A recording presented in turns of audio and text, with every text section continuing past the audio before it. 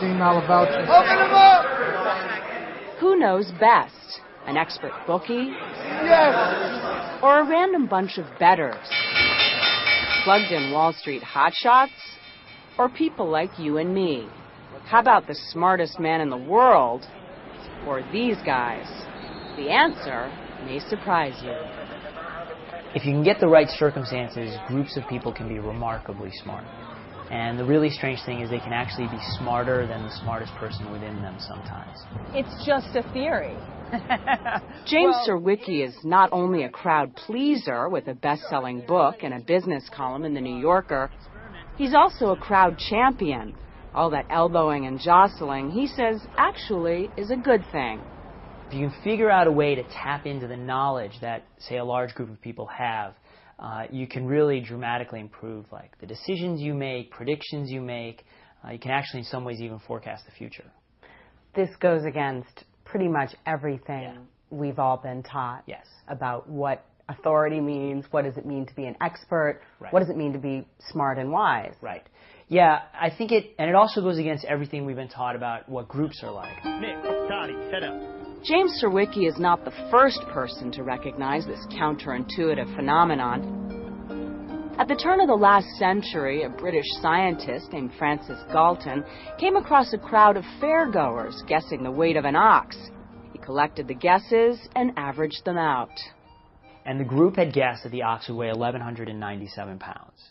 And it actually weighed 1,198 pounds. And this is not a fluke. Not a fluke. We decided to try an experiment ourselves in Times Square.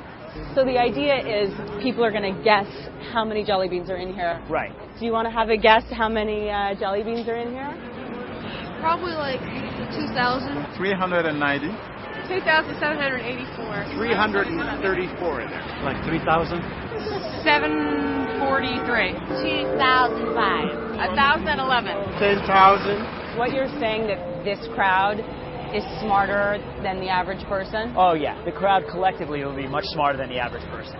Now, how many are really in there? We'll tell you the correct answer later. But meanwhile, it's off to the races, where playing the odds usually pays off. Wow.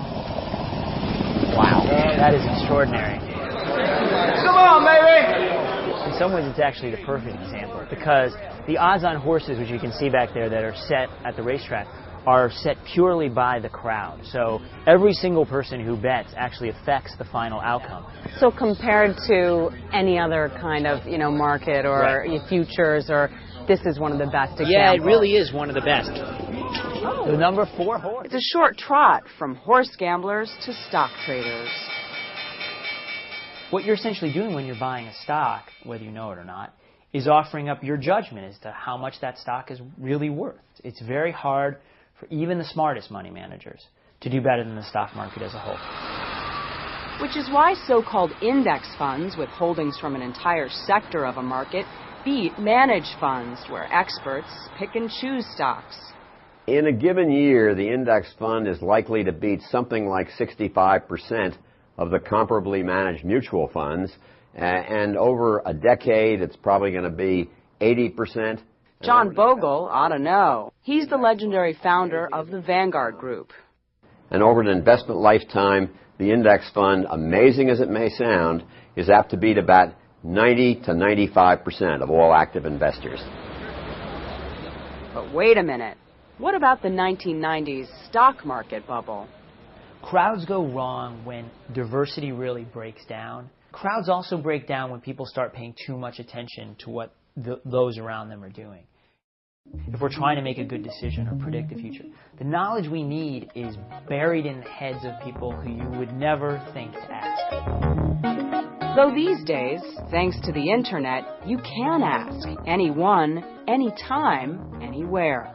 News Futures is one of those internet sites where anybody can sign on and bet on just about everything, from the odds of an epidemic to the Super Bowl. People play for prizes and bragging rights, and corporations use the website's information to help market their goods. Emil Servan-Schreiber is the CEO. And this is more than just sport and games. There's real information to be gathered from these markets. Absolutely. It taps directly into the collective intelligence of the audience. Robin Gordon plays News Futures. She's divorced and a mother of 3 and a part-time beautician. It's a wonderful predictor. I would say probably 9 times out of 10, the way it happens in real life is the way that it happens on News Futures. The players are very knowledgeable. There's a lot of people out there with a lot of internal smarts. And talk about smart. Harvard Business School professor Anita Elbersi not only trusts the wisdom of the masses, she helps market it to Hollywood. So the Hollywood Stock Exchange is a game where people can bet on the success of movies. One movie that's coming out is Glory Road on January 13th, and currently the market thinks that this movie will do. The price is $35 Hollywood dollars, which means that the market expects that the movie will do about $35 million in the first 4 weeks of its release.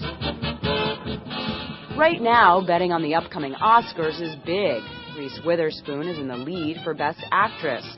Heath Ledger for Best Actor, Brokeback Mountain for Best Picture. Last year, folks playing this site beat just about all the experts, with a perfect 8 out of 8 in the top categories. So there you have it. Experts often know less than they think. A group of amateurs more than any one person knows. And people can be trusted. It's an old lesson that James Surowiecki is sharing anew. A lesson easily forgotten. If you go back to Machiavelli and the Prince, and what does he say? He says, do not surround yourself with yes men. And that this is what the Prince has to watch out for. But apparently when it comes down to it, it's just very hard to follow that good advice. Oh, and we almost forgot. The actual number of jelly beans in our jar was 1,369. The crowd's average guess was 1,247. No single guess was closer.